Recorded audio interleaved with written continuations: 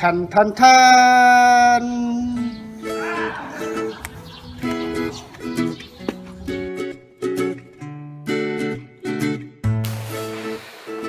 สบายดี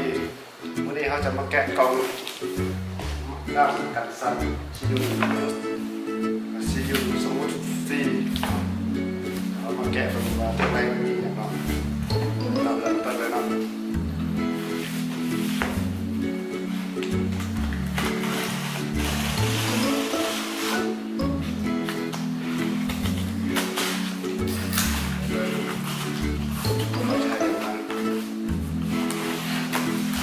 โอเคเนาะมีกันมาแกะ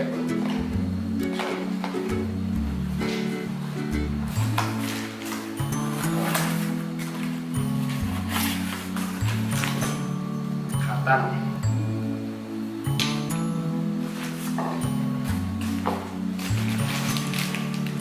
โอ้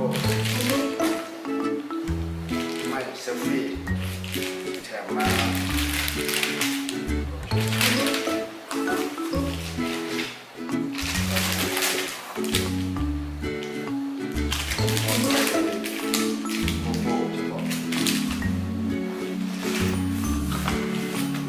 เห็นของเขาอยู่ในนี้นะออกมาเลยเนาะทำไมมันถึงมีอย่างนี้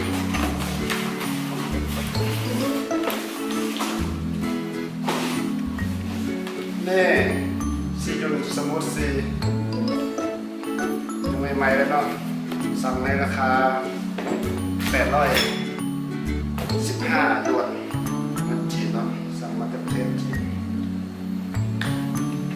จะแกะจากไหนก่อน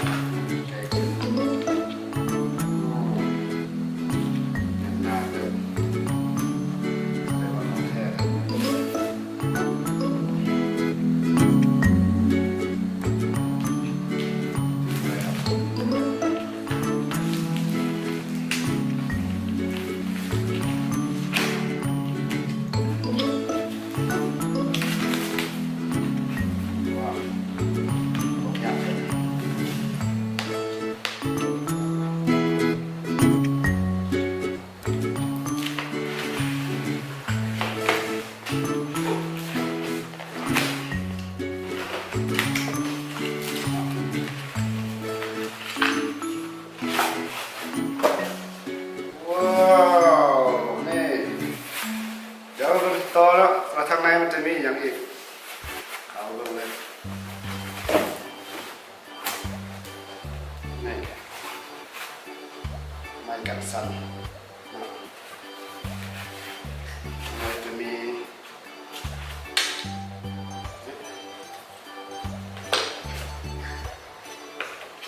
แล้วก็สายซ่า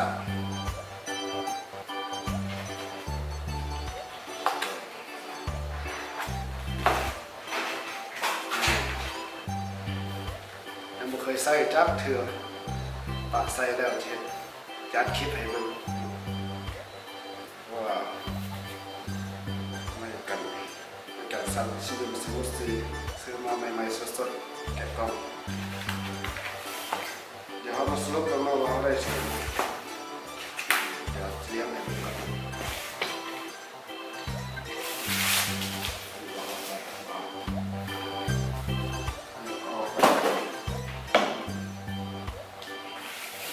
เป็นกับมือเรา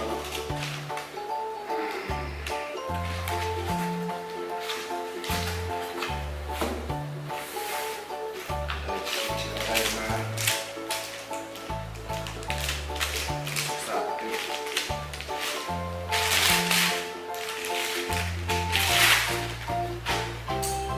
อันนี้ของแทนด้วยอันนี้ของแทนมาขาดแท้ของแทนนี่ก็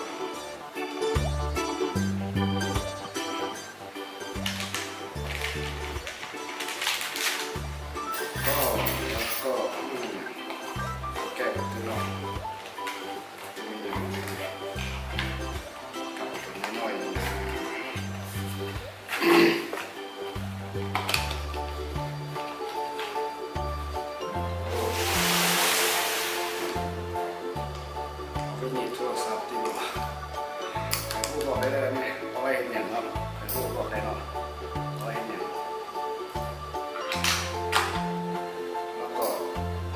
ชาติ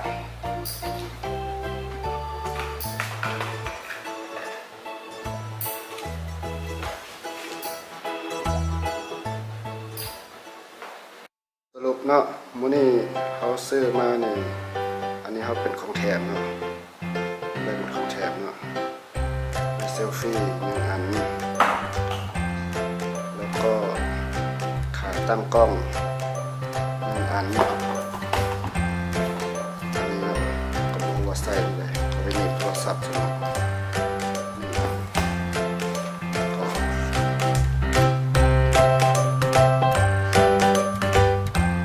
ก็ไม่กันสั่นสมูทคิวไม่กันสั่นสมูทโฟซีลิมสมูทโฟ1 อันแล้วก็ขาตั้งเนาะเอาไว้ใส่ตัวจริงแล้วเนาะแล้วก็เคยมารีวิวอีกเทื่อนึงเพราะว่ายังไม่เคยใส่เทื่อว่ามันจะสมูทหรือบ่หรือว่าคลิปต่อๆไปก็จะได้ใส่เรื่อยๆเลยเนาะสำหรับไม่กันสั่นสำหรับคลิปนี้เราก็จะจบกันเพียงเท่านี้แล้วพบกันใหม่ในคลิปหน้าอย่าลืมกดติดตามหรือ Subscribe ใน YouTube ไปเลยเนาะพบกันใหม่บ๊ายบายสบายดีใส่เรื่อยๆ